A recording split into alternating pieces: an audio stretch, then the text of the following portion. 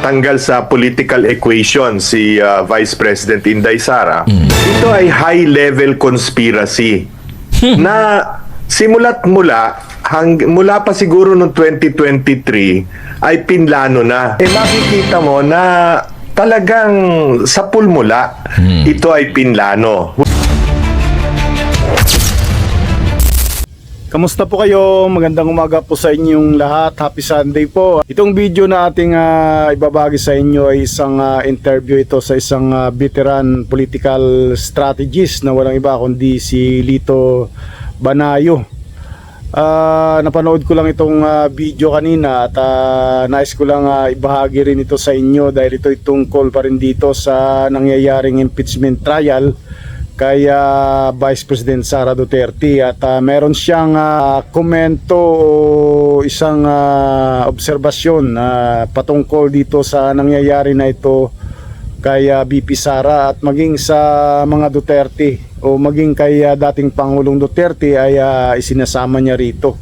Isang interview ito sa kanya ng taga-media at nais lang nating ibahagi rin dito sa ating channel. So panoorin natin itong video na kung saan ay sinasabi nga niya yung ang nangyayari na ito ngayon sa mga Duterte ay isang highly conspiracy na kung saan ay mukhang malalim ang ibig niyang sabihin dito. At para mas malaman natin ang kabuuan ng kanyang mga sinasabi, panoorin natin ng tuloy-tuloy itong video na ito. Susuriin natin at pinakikinggan ko yung inyong mga pinag-uusapan kanina na nagumpisa pa doon sa Quadcom, nagkaroon pa ng parang mini trial doon sa Committee on Justice at pangalawang beses na ito na inattempt ng House of Representatives na matanggal sa political equation si Vice President Inday Sara. Ang tingin ko kasi rito, ito ay high-level conspiracy na simula't mula pa siguro noong 2023 ay pinlano na ng administrasyon na pinamumunuan ni Pangulong BBM kasama ang dating speaker ng House of Representatives na si Congressman Martin Romualdez. Kasi pag pinagtahi-tahi mo yung lahat ng kanilang ginawa, makikita mo na talagang sa pulmula ito ay pinlano. Whether sila ang nagplano o baka merong pang foreigner na sabi nga nung gagamitin ko na yung word na Rasputin kasi uso ngayon yung Romanov, di ba? Yes. Yung Romanov ang utak ng Romanov yung si Rasputin. So hindi ko alam kung sino ang Rasputin sa palasyo na siyang nagdidirihe ng lahat ng ito. Okay. Okay. Kasi para bang pareho nung dalawang testigo na galing sa NBI, pinoint out na ninyo kanina yung pwede ba magkamali sa spelling? Pwede ba magkamali sa date, sa mga petsa?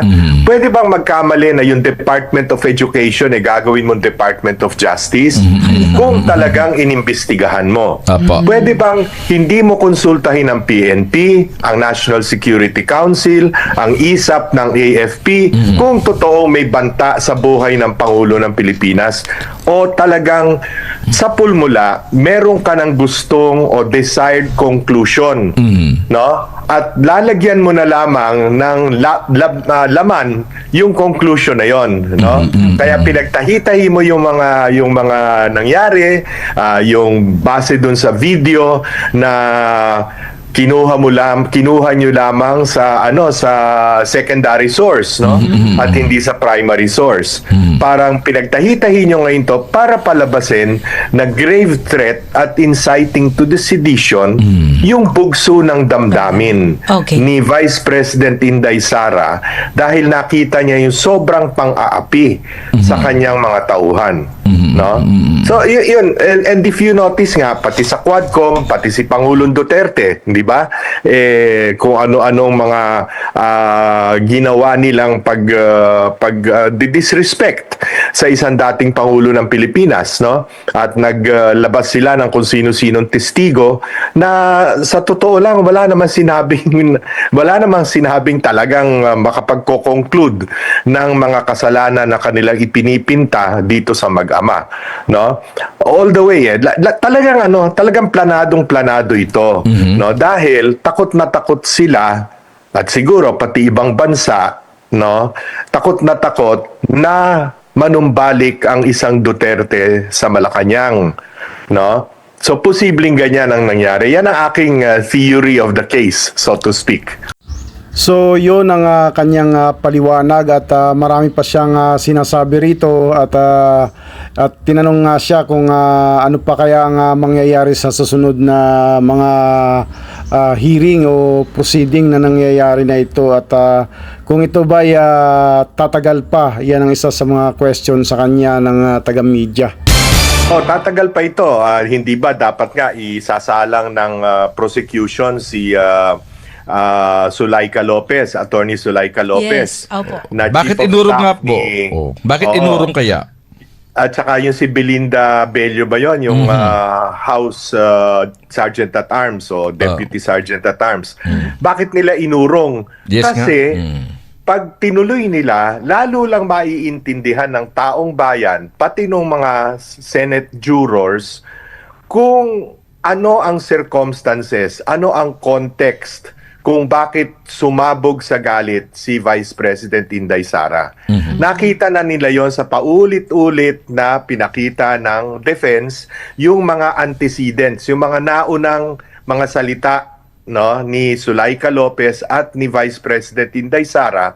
At nakita nila, siguro naramdaman nila na miski yung mga Senate jurors naintindihan kung anong konteksto. So ngayon kung tatawagin pa nila, lalo lang madidiin yung kanilang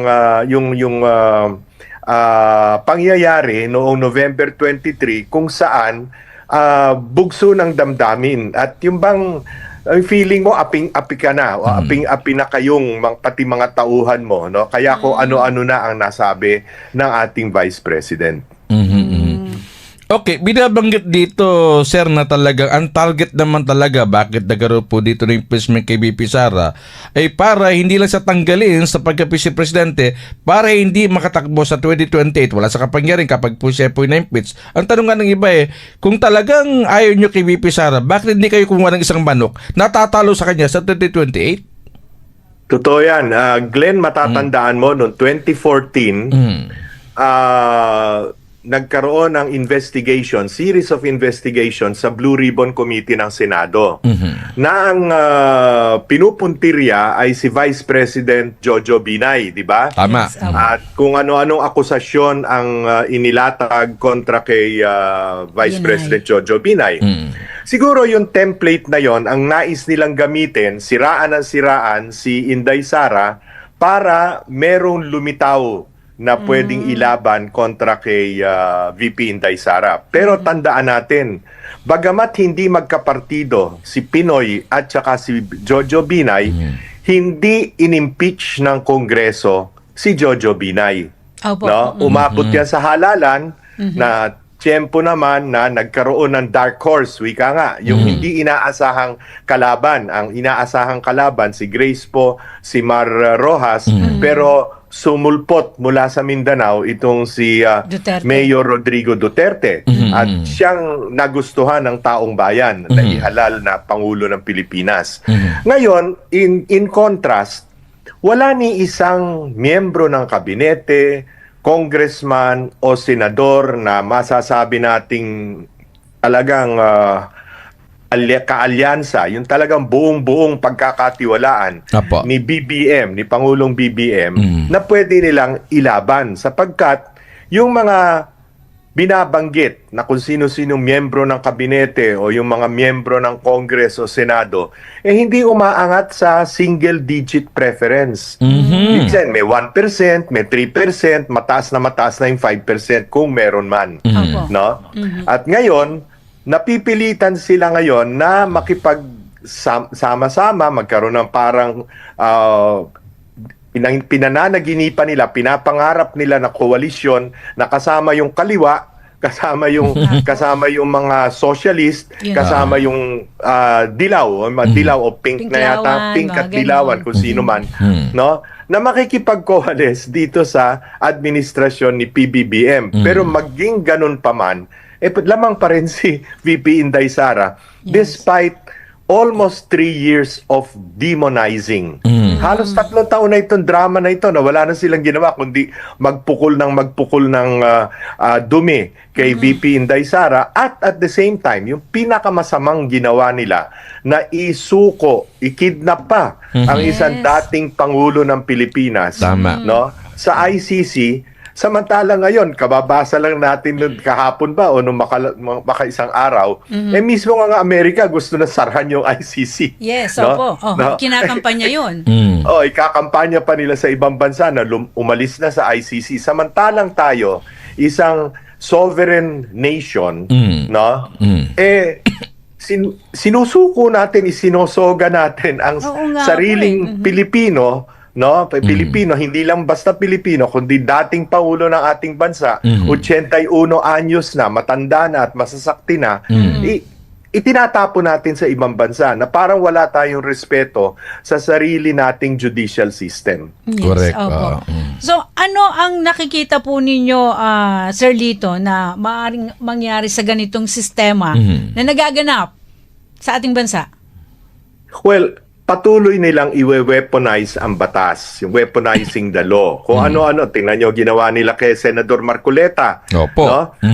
Inakusahan ng plunder na unang-una hindi naman pera ng gobyerno ang pinag-uusapan. Pangalawa, miski sinong abogadong tanungin mo, kung sakali man, graft lamang at hindi plunder. Pero ginawang plunder para siya'y makulong, para hindi bailable. Kasi matalino si Marcoleta at pag nandoon sa hanay ng mga Senate jurors, malaki ang kanyang magagawa para maisaayos ang trial sa Senado, no? Ganun pa rin etong ngayon meron pang lumabas na para iimbestigahan daw si Senator Alan Cayetano dahil doon sa SEA Games, no? Yung 2019. Yung Yung 2019. 2019. na rin yan, Sir Lito. yung Southeast Asian Games, no? Oo. Again, nananakot na naman sila. Ginawa nila kay Joel Villanueva na sabi sa loob ng 2 linggo, isasampa na namin ang kaso kontra kay Joel Villanueva. 2 buwan na nakaraan, wala na maisinasampang kaso. Kasi nga po lumipat na. Bumaliktad. No?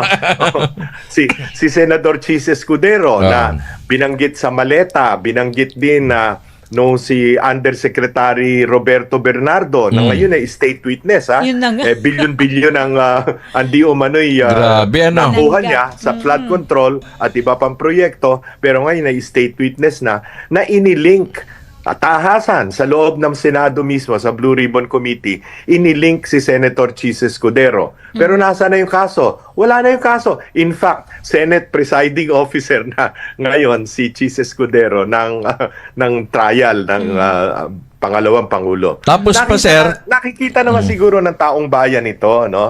Na kung basa parang pinaglaban mo si Pacman at saka si Mayweather, pero tinalian mo yung kamay ni Pacman doon sa laban, doon sa awayan. Opo. Ito pa, sir, yun daw sa mga congressman ng mga prosecutor, yung iba raw dun kailangan din daw imbestigahan kasi may mga sangkot din daw doon sa mga mismong katiwalian Ano kaya, sir, ano kaya pakiramdam na ikaw yung taga-usig pero ikaw alam mo na meron ka rin itinatagong kaso regarding sa katiwalian? Hindi lang prosecutor, pati witness. Oo, pati witness. Sir Lito. Pati witness. Glenn, yun na nga pero parang hindi naman sila nahihiya doon sa kanilang mga ginawa. Yun lang. Oo. Itong witness kahapon nung kinonfront ni Senator Robin Padilla tungkol doon sa kaso niya na extortion at hulidak, no? Sa mga Chinese nationals, no? naisampa na sa ombudsman pero hindi naman kumikilos ang ombudsman. At ang dahilan lamang niya peke daw yung notaryo. Para naman maalala mo yung ginawa nila kay Orly Gutesa. Kesyo, na hindi daw totoo yung sinabi kasi dubious yung notaryo. Nakikita. I mean, lahat na lang ginagawa nila, no? At ito namang mga prosecutors ng House, no? Halos lahat sa kanila sangkot sa flood control Halos lahat sa kanila. Meron nga itong isa na napakadaldal, no?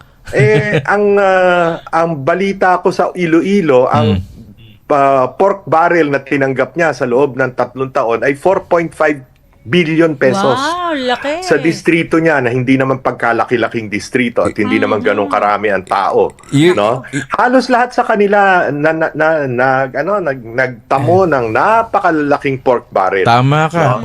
Tama ka, sir. Tapos tapos ito pinag-usapan 125 million, sila billion-billion. Precisely. At kaya ko, Glenn, ko sinasabing conspiracy. Okay. Ang nangyari dito, batay sa mga napag-alaman ko sa mga, alam nyo, dati rin naman akong nagsilbi sa pamahalaan. Opo. At naging siguro maganda naman ang pagtrato ko sa mga dinaanan kong tanggapan sa opisina, sa pamahalaan. Marami rin ngayong nagkukwento sa akin, no? Ang kwento nga dun sa confidential funds ng Vice President na 125 million. Yes, opo. Yun daw ay inalok ng Pangulo nung sila'y magkasundo pa as early as July na maliitang budget nung kay Vice President Leni Robredo ay alam ko marami kang gustong gawin. Sumulat ka lang at mag-request ka ng confidential funds dahil maraming naiwan ang iyong tatay, si Pangulong Digong, sa Office of the President. So sumulat naman si Vice President August nung sumulat. Opo. 250 million ang hiningi. Anong ginawa nila? Inilabas nila yung pondong hinihingi, kalahati lang, 125 million. Kailan nila nilabas? December 20. Pagkatapos sasabihin ngayon, sa 11 araw, alam naman natin sa gobyerno, pag hindi mo nagastos ang 11 by the end of the year, magre-revert yan sa budget. No? Hindi mo na magagasta yan. So ang nangyari dyan, sa aking palagay, yung mga gastos na nagamit na, kumbaga dahil kumbaga may salita ang presidente na bibigyan siya ng confidential funds. So galing na siguro sa sariling bulsa niya na ginagamit niya dahil meron namang assurance ang presidente. Pero tingnan niyo ang ginawa. December 20 nang inilabas. Para magkaroon sila ng pagkakataong sabihin, no, at nakita natin sa mga investigasyon sa Public Accountability Committee at maging sa Senado na 11 days lang inubos yung 125 million. So talaga ang tingin ko rito, talagang planado yung conspiracy against Vice President Inday. Kaya lumabas ang Vice President, inilantad yung mga ganitong kaya siya galit na galit. Okay. No? Yung binabanggit ni Atty. Sir Lito, doon mismo sa conspiracy, yung si Atty. Ligutan ba yun? Mukhang ngatang sa mga balita, paki-confirm nga po ito, Sir Lito, na ito ay kaibigan ni Congressman Asidre, maging ito pala si Lutok ay taga Tacloban ba ito? Taga Leyte. Ang pagkakaalam ko po, classmate sa seminaryo, si Jude Asidre, Congressman Jude Asidre, at si Virgil Ligutan, yung abogado ng prosecution. Magkaeskwela sila sa seminaryo. Dati sila seminarista, bale. Pagkatapos, itong si Lotok ay taga ron din sa Tacloban. Ano po? Sino po ba ang naghahari sa Tacloban? Hindi po ba si Martin Romualdez, no? Wala naman, hindi naman natin sinasabi na masama yun, ano? Pero parang nagkataon lang, no? Parang, di ba? So, yan. Kaya nga nakikita mong conspiracy talaga Planadong-planado. Okay, mabalik tayo dito, Sir Lito, sa usapin ng impeachment trial. Kasi ang concern ng taong bayan ay magkaroon na may mapanagot dito sa flood control project anomaly na hindi naman ito tinutukan ng ating pamahalaan o kaya ng ating mga mamabatas kundi tumutok dito sa impeachment trial. Sa tingin ninyo, makukuha pa ba ng taong bayan yung kanilang kahilingan patungkol dito sa kabila ng mga nangyari na ang dami-dami nang nangyari? Maibabalik pa kaya yung mga, sabi na natin, ninakaw sa kaban ng taong bayan? Hindi na po yan maibabalik. Nako. At ang aking tingin dun sa panukalang susunod na budget for 2027, which is an election year budget. Sa madaling salita po, maraming mga congressman na naman ang hihingi ng mas malaking pork barrel.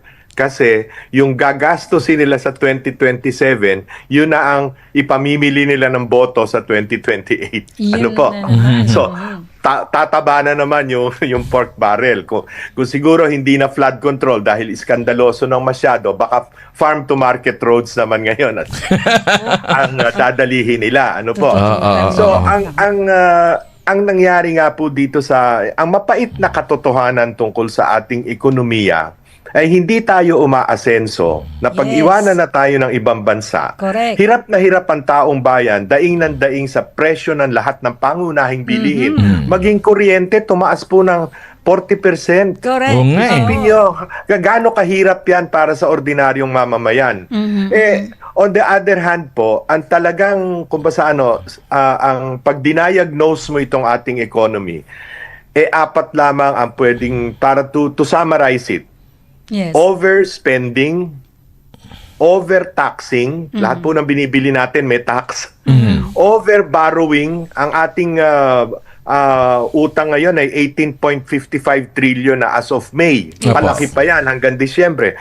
Sa 18.55 trillion na utang natin, lumalabas, ang isang pamilyang Pilipino ay nakabaon sa utang na 700,000 pesos. Grabe, no? Bawat pamilyang Pilipino. Oh. Kasama na po dyan yung baby pa, yung sanggol pa lamang. Kakapanganak pa lang. Anong dahilan sa overspending, overtaxing, at overborrowing?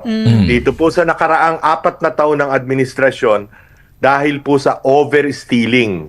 Kaya, to summarize, overspending, overtaxing, overborrowing, overstealing. Yan Yun. ang mapait na katotohanan tungkol sa ating gobyerno at sa ating ekonomiya. Kasi Okay. pag ano ba yung ating proposed national budget ngayon, maliit. 7.2 trillion. Yes, kung ikukumpara po natin dun sa utang ng ating bansa, paano natin mababayaran yun, Sir Lito? Kulang na kulang.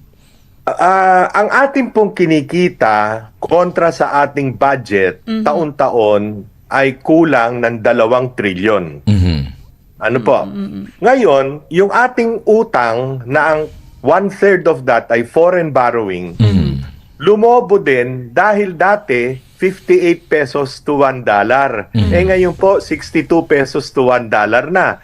So, since ang bayad natin sa mga banyaga na nagpautang sa atin ay dollars at hindi naman tatanggapin yung piso natin, di lumobo na rin yung ating babayarang interest at principal by $4 to the peso, 4 pesos to the dollar.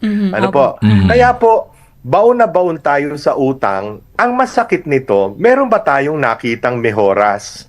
Meron ba Wala. tayong nakitang improvement sa ating ekonomiya? Naku, Noong po panahon ni Pangulong Wala. Duterte, Pangulong Duterte po, naglaan ng 5% of the GDP, 5% of GDP Yes. para sa infrastructure. Yun po yung build. Ano po?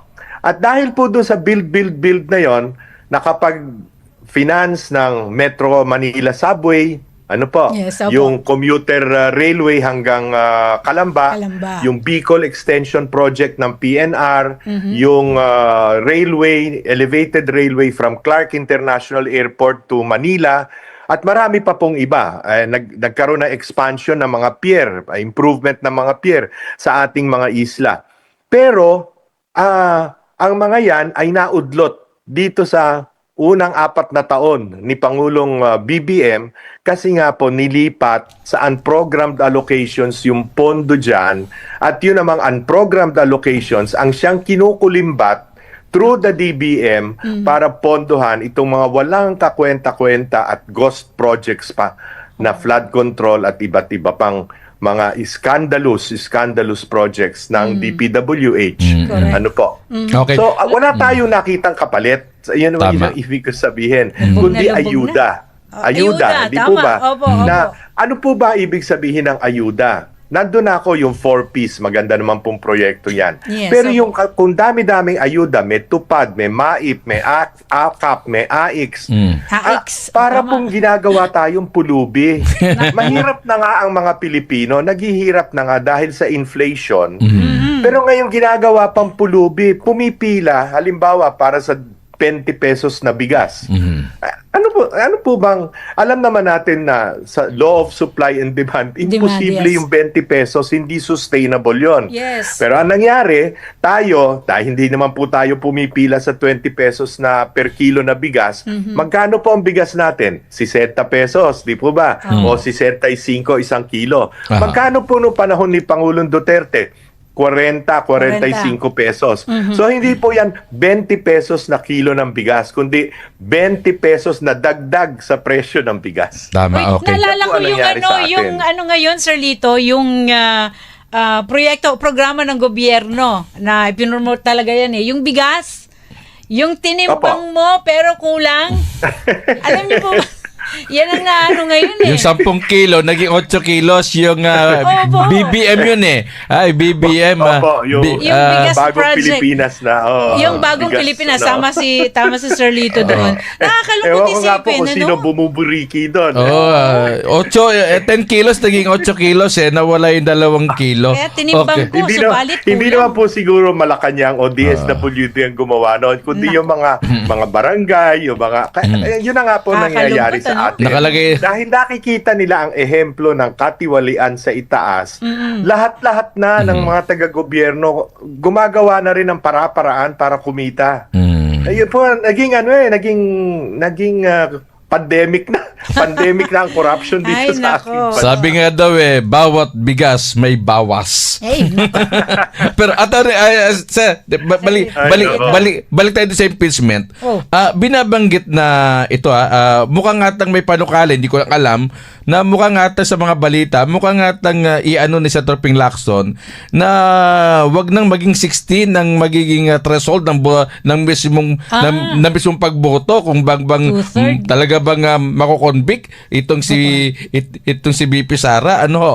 Tsaka mukhang ikay iba'y naniniwala na sila ni Senator Ping Lacson na kahit ano pang ano, hindi na magbabago yung isip nila, yung mismo sa grupo nila na talagang kahit maglatag ng matibay na depensa, witness itong mga nasa defense, hindi, iko-convict talaga nila. Nako. Ano po sa basa nyo? Ang takot po nila talaga ay merong mga, sabihin na nating loyalist si Inday Sara na buo na rin ang kanilang isip na itong impeachment trial na ito ay panghaharas lamang. Part of a demolition campaign. Okay. Kaya pag binilang natin yung mga malamang ay magvo-vote to acquit o di kaya yung mag-vote, hindi boboto, hindi makakaboto, ibig sabihin abstention dahil kinulong nila. Ano po? Parang ang nakikita kong malamang na mag-a-acquit at mag-a-abstain, hindi makakaboto, ay por lo menos 12. Ano po? Since ang threshold natin ay 16, yan po'y 16. nakasulat sa konstitusyon. Yes. Apo. Hindi po pwedeng baguhin yung arithmetic niyan. Correct. 2/3 of all the members of the Senate. Mapwera na lang kung may mamatay, merong mag-resign, o merong ma-expel. Hindi naman po mangyayari siguro yon. Ano po? Opo, okay. So, we're talking of 16 because that's 2/3 of 24. Sa tingin ko po ngayon, nakakasiguro na ng 12 na acquittal ang magiging boto. Kaya po pilit na pilit yung iba na kinu-question yung threshold na 16 votes. Pero miski ano pong gawin nila, kailangan pong dumulog sila sa Supreme Court para dyan. Hindi nila pwedeng gawin yon na sila-sila lamang. Pagdating naman po sa Supreme Court, malamang at sa hindi, paninindigan ng Supreme Court yung letter of the Constitution. Pati na yung spirit of the Constitution Yes. tungkol sa 16. Kasi po talagang ginagawang mahirap ang pag-convict sa isang impeachable official. Lalo na po, at itong ini-impeach nila ay hindi naman appointive official. Halimbawa, Commission on Elections, Ombudsman, COA, yan ay mga impeachable officers. Okay. Pero yung mga yan ay inappoint lamang ng Pangulo. Pero ang ini-impeach nila ay pangalawang Pangulo na binoto ng taong bayan. 4 na taon pa lang ang nakakaraan. At ano ang botong nakuha niya? 32 million votes. Million, yes. Ano po, pinakamataas sa buong kasaysayan ng ating bansa. So hindi madali para bang sinabi mo dun sa 32 million votes, oy, kaming 257 na congressmen at kaming kung ilan mang senador, binabaliwala namin yung inyong boto. Nako. Dahil lamang sa mga trumped up charges na wala namang basihan kasi nga part of the conspiracy to eliminate her in 2028. So yung mga panukala na ganyan na maaaring mabago yung 2/3 na votes na yan, tingin nyo, Sir Lito, ito yung tinatawag na they're bending the law. Lahat naman po ngayon ng batas binebend eh. Di ba? Ganyan yung ginawa nila kay Marcoleta, di ba? Bending the law yun. Tama Di ba? Yung ginawa, yung ngayon, si Baligod, kinasuhan din nila, yung yes. attorney Baligod. Bending the law rin yan. Naku. Yung ginawa nila kay Mike Defensor, bending the law rin yan. Lahat naman po bending the law. Kung ba sa yung rule of law, na siyang batayan ng ating justice system at one of the enshrined principles in a democratic republic. Baliwala na ngayon yon sapagkat kung anong gusto nila, siya nilang gagawin. Nako. So, ano sa tingin ninyo, Sir Lito, may magagawa pa ba para maiayos ang lahat-lahat ng mga ito? Well, una-una po, meron naman Panginoong Diyos eh. Meron naman po Panginoong Diyos, na siguro naman sa tamang panahon, makikita ang lahat ng kabuktutan at lahat ng kasamaan na ginagawa ng kasalukuyang mga namumuno natin, namumuno sa atin. At sana naman po ay magising ang taong bayan dito sa ginagawang ito. At unang-una, pagdasal natin na hindi ma-convict si Vice President Inday Sara para naman sa 2028, kung humaba man ang panahon, sa loob ng 2 taon ay magkaroon tayo ng bagong pag-asa na gumanda-ganda naman ang takbo ng ating pamahalaan. So, inyo pong napanood ang kabuuan ng ating ibinahaging video. Kung nais mo pong magbigay ng iyong komento, reaction o opinion, mag-comment lang sa comment section sa mismong video na ito. Maraming salamat. Bye-bye!